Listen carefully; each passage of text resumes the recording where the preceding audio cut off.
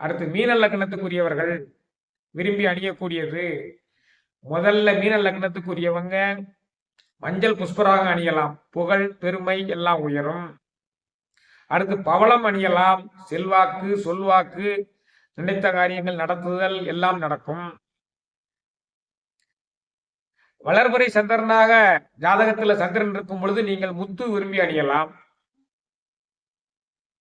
இதுதான் நீங்கள் விரும்பி அணியக்கூடியது.